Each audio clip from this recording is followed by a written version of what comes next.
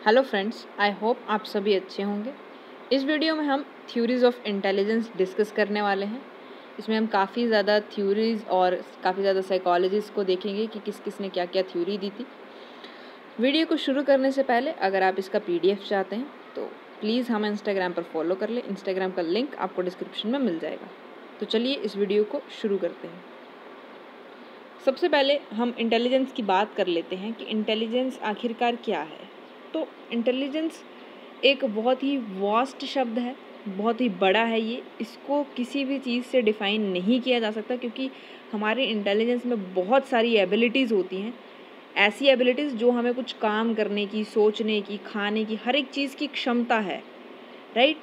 तो कुछ क्षमताओं के बारे में यहाँ पे बात की गई है, जिस तरह से लर्निंग फ्रॉम एक्सपीरियंस, मतलब कि हम कुछ चीज़ें जो है एक्सपीरियंस करके सीख जाते हैं। जिस तरह से अगर कोई हादसा हमारे साथ हो गया हो तो हमने उस चीज़ को एक्सपीरियंस किया है और फिर हम उस हादसे से उभरना या उस तरह की सिचुएशन अगर हमारे साथ दोबारा होती है तो हम उस पर से सीख लेके उस सिचुएशन को ईज़िली क्रॉस कर सकते हैं। तो हम चीज़ों को एक्वायर कर लेते हैं, अपना नॉलेज को जो है वो एक्सपीरियंस करके नेक्स्ट जो आने वाली सिचुएशन है उनके लिए हम यूज़ करते हैं। तो यही लर्निंग फ्रॉम एक्सपीरियंस है और ये हमारी एबिलिटी है, राइट। यही जो है वो हमारी इंटेलिजेंस है कि हम किस तरह से दोबारा आई हुई सिचुएशन को या आने वाली सिचुएशन को किस तरह से टैकल करते हैं, राइट। उसके बाद रिकॉग्नाइज प्रॉब्लम, तो कोई भी प्रॉब्लम है हम कैसे उसको रिकॉग्नाइज कर लेते हैं कि अगर फ्यूचर में हम अगर ये काम हम शुरू कर रहे हैं तो क्या प्रॉब्लम हमें आ सकती है, राइट। तो यही जो एबिलिटी है हमारे अंदर कि हम रिकॉग्नाइज कर पा रहे हैं पहले ही, राइट। तो ये क्या है, इंटेलिजेंस है। इस तरह से काफ़ी ज़्यादा एबिलिटीज़ इंसान के अंदर होती हैं। जिस तरह से प्रॉब्लम को अगर हम रिकॉग्नाइज कर रहे हैं तो सॉल्व भी कर पाएंगे, राइट। अगर कोई चीज़ प्रॉब्लमेटिक है तो उसको सॉल्यूशन भी ज़रूर होता है। तो वही जो सॉल्यूशन हम किस तरह से सॉल्व कर रहे हैं अपनी प्रॉब्लम्स को, राइट, एक यूज़फुल सॉल्यूशन अगर हमें मिल रहा है तो वही जो हमारी एबिलिटी है वही इंटेलिजेंस है, राइट। तो इस तरह से काफ़ी ज़्यादा एबिलिटीज़ हैं जो इंसान के अंदर होती हैं और वही इंटेलिजेंस है। अब थोड़ा सा ब्रीफ हिस्ट्री देख लेते हैं कि इंटेलिजेंस की हिस्ट्री क्या है, कैसे ये आई, किस तरह से पता चला।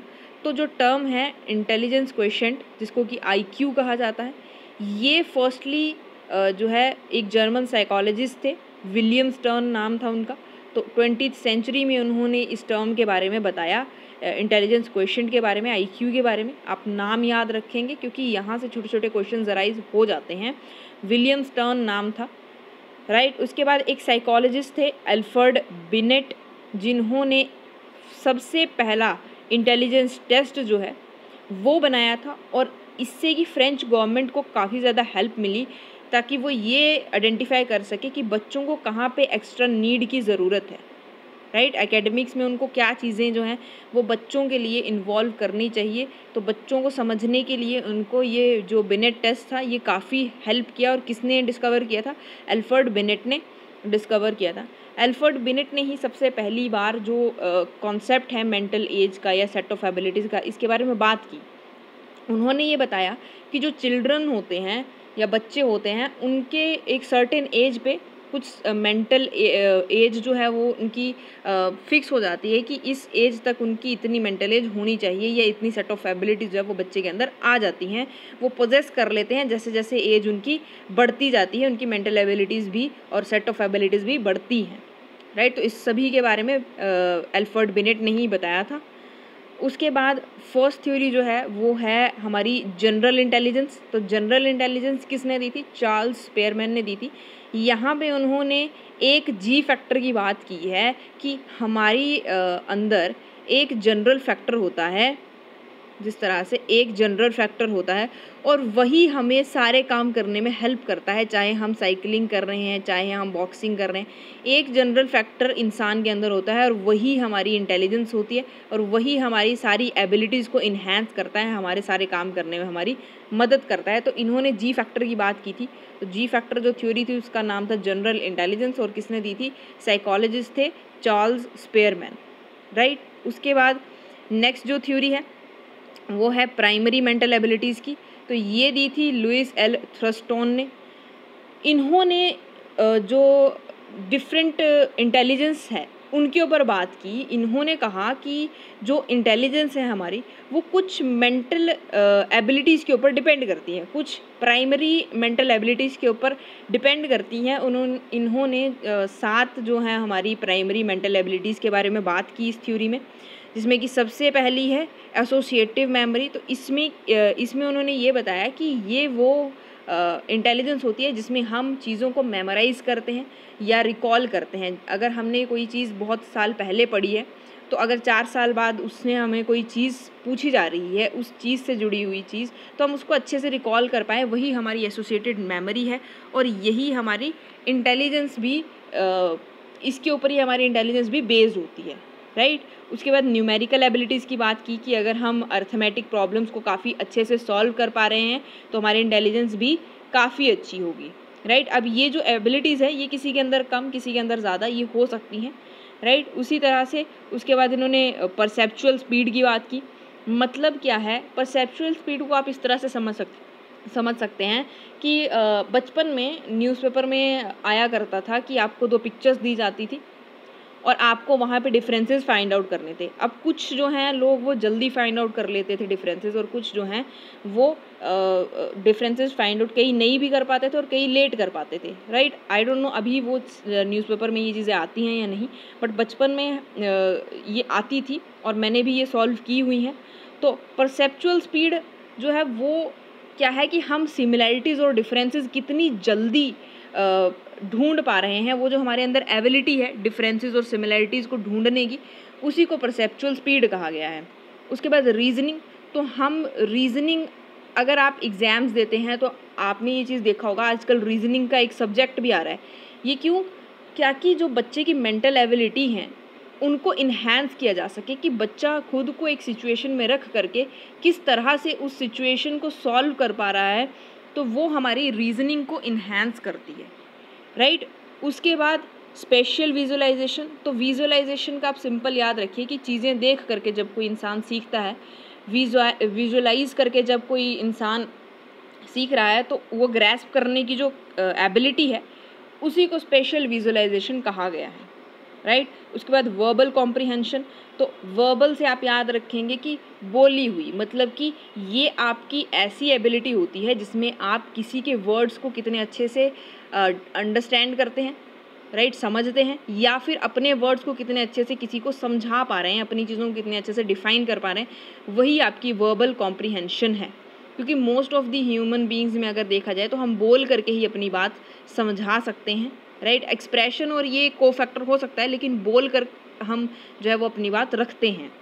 उसके बाद वर्ड फ्लुएंसी, तो वर्ड फ्लुएंसी का मतलब ये है कि हम कितनी तेज़ी से, कितनी अच्छे तरीके से अपने वर्ड्स को किसी के सामने रखते हैं रैपिडली। हमें पता है कि किस वर्ड को हमें किस तरह से प्रोनाउंस करना है, हमें कौन सा वर्ड कहाँ यूज़ करना है, तो ये हमारी वर्ड फ्लुएंसी है कि हम कितने अच्छे से, कितने रैपिडली अपने वर्ड्स को प्रोड्यूस कर रहे हैं किसी के सामने अपनी बात रखने के लिए, राइट।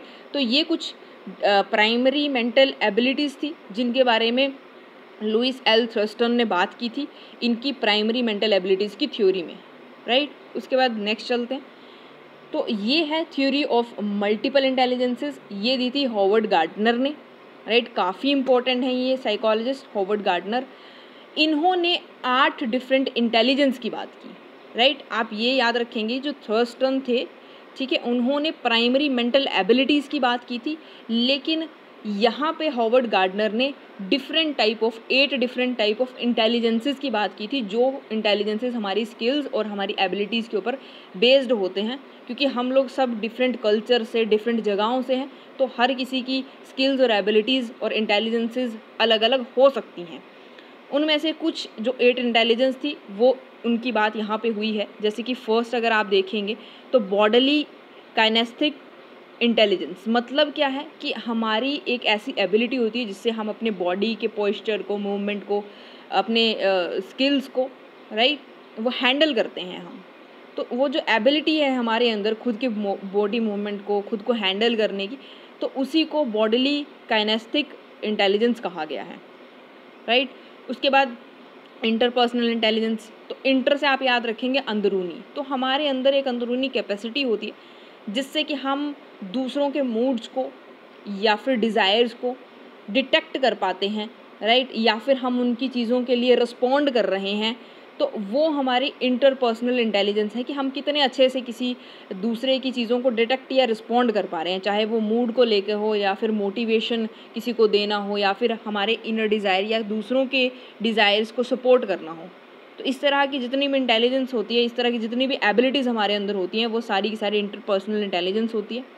उसी तरह से इंट्रापर्सनल, तो इंटर का मतलब मैंने आपको बताया अंदरूनी और इंट्रा मतलब होता है बाहर की, राइट।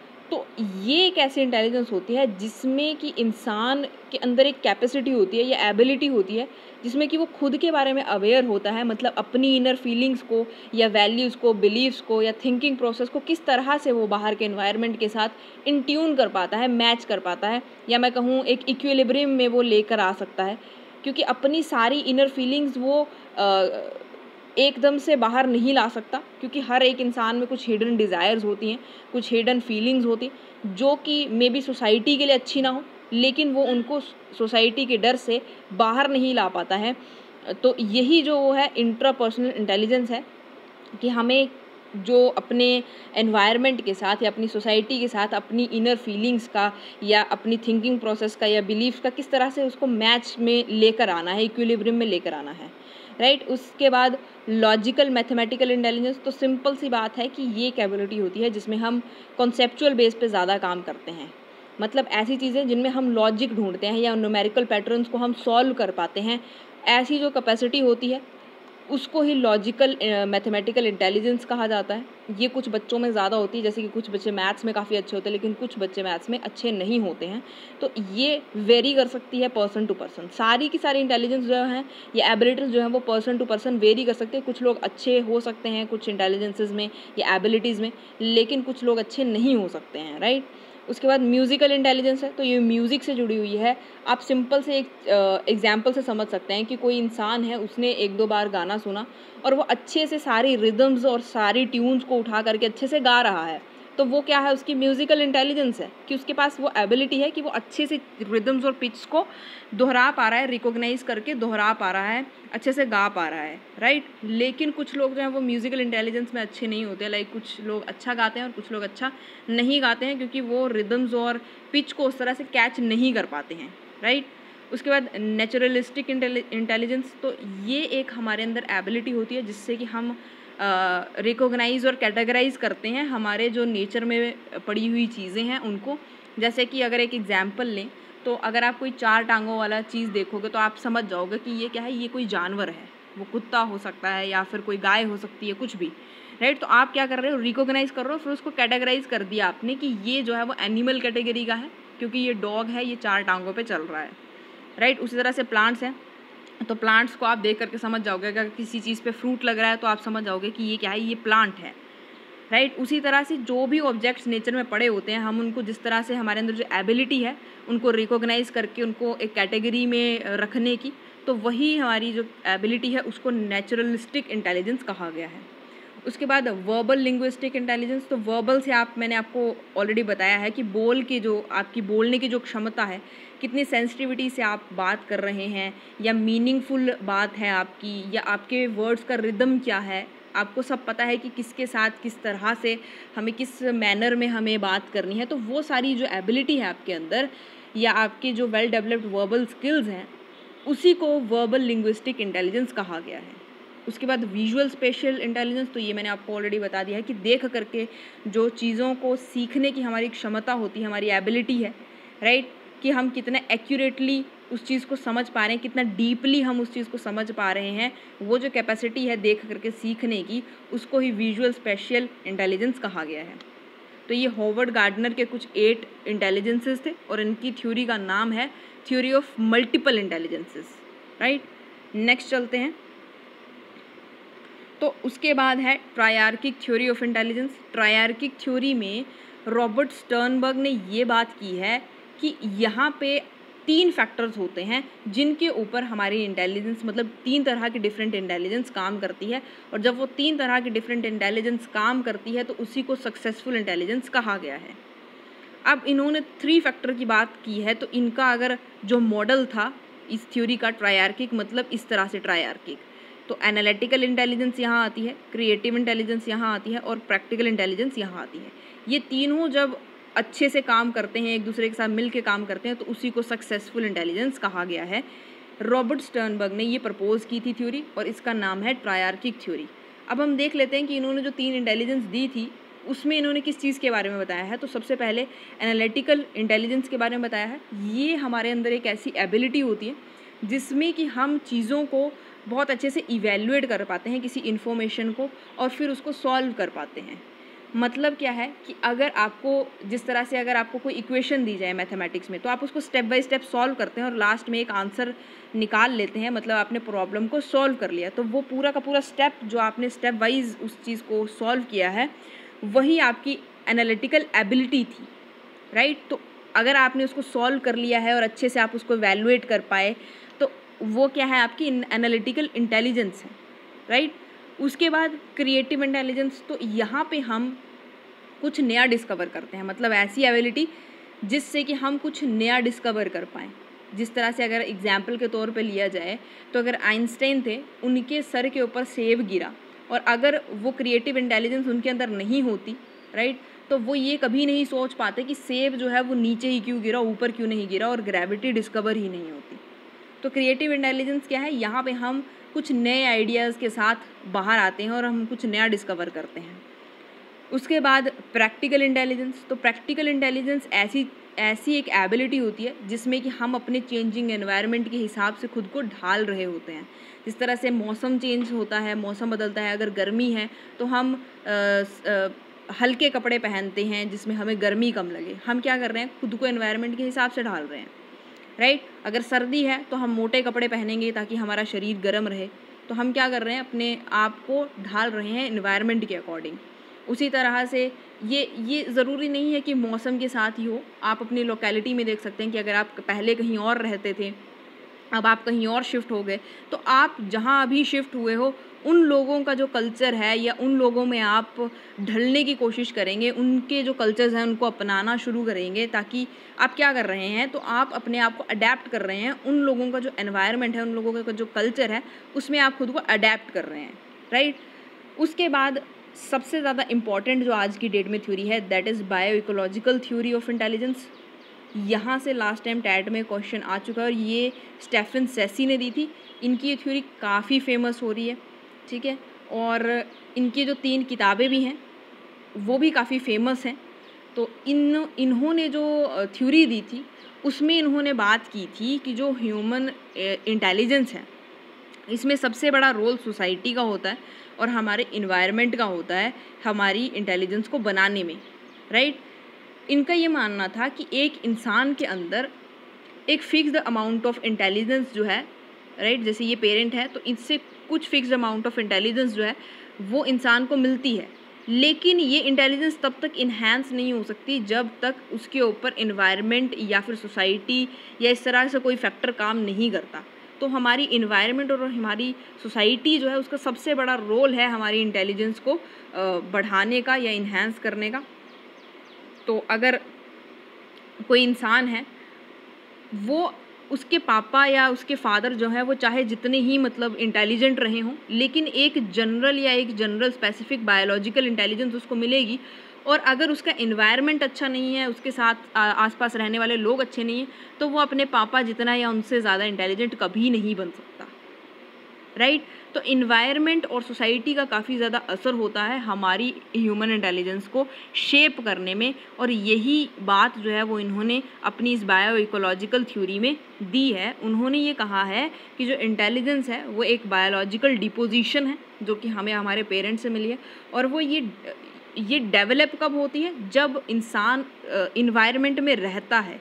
वो इन्वायरमेंट ही उसकी जो पूरी बायोलॉजिकल डिपोजिशन है उसको इन्हांस करती है, इंटेलिजेंस को इन्हांस करती है, राइट।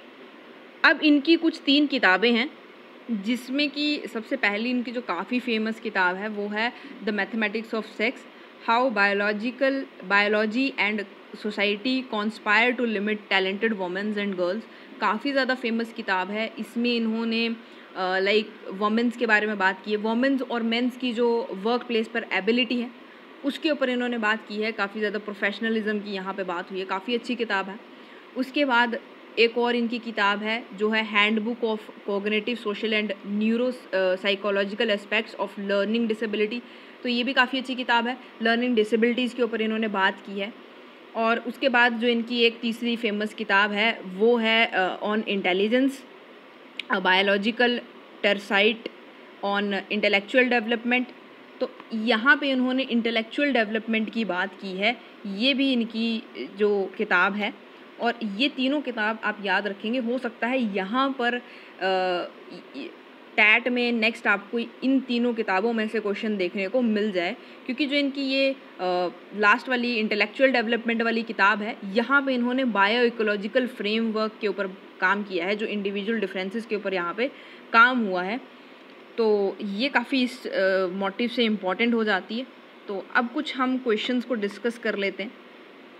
ये लास्ट टाइम जो टैट का एग्ज़ाम था वहाँ पर आए हुए क्वेश्चंस हैं, तो इनको देख लेते हैं। सबसे पहले, Stephen Ceci has suggested that intelligence consist of dash that are dash based and linked to context. तो स्टेफन सेसी ने बताया था कि इंसान के अंदर क्या है, मल्टीपल एबिलिटीज़ होती हैं, राइट, और ये किससे जुड़ी होती हैं, बायोलॉजिकल बेस्ड होती हैं, ये एक कॉन्टेक्स्ट के साथ जुड़ी होती हैं। और ये कब इन्हांस होती हैं, जब इन्वायरमेंट का जो फैक्टर है उनके ऊपर काम करता है, राइट। तो उसके बाद, personal bodily knowledge and musical intelligence of concern to, तो ये किससे जुड़ी हुई है ये थ्योरी, ये हॉवर्ड गार्डनर की थ्योरी है, राइट। तो इसमें हमने देखा था कि उन्होंने 8 तरह की इंटेलिजेंस की बात की थी, ये आप याद रखेंगे, काफ़ी इंपॉर्टेंट थ्योरी है। उसके बाद, which psychologist constructed the first intelligence test, तो ये हमने ऑलरेडी पढ़ लिया है कि अल्फ्रेड बिनेट ने ये फर्स्ट टेस्ट बनाया था। उसके बाद, dash believed in a general intelligence factor, तो कौन थे जिन्होंने जनरल इंटेलिजेंस फैक्टर वाली थ्योरी दी थी या जो इस पर बिलीव करते थे, तो वो थे स्पीयरमैन। तो ये आप याद रखेंगे और इसी तरह से हमारे साथ बने रहिए। हम और भी नई चीज़ें या और भी नए टॉपिक्स डिस्कस करते रहेंगे। और यहाँ पर से जो आपको पूरी की पूरी साइकोलॉजी है, जो कि HP टैट या C टैट इस तरह से जो एग्ज़ाम्स होते हैं उनमें आती है, तो हम ये पूरा सेशन जो है वो कवर करेंगे। हमारे साथ बने रहिए, हमारे चैनल को लाइक शेयर सब्सक्राइब कर दीजिए और थैंक्स फॉर वॉचिंग।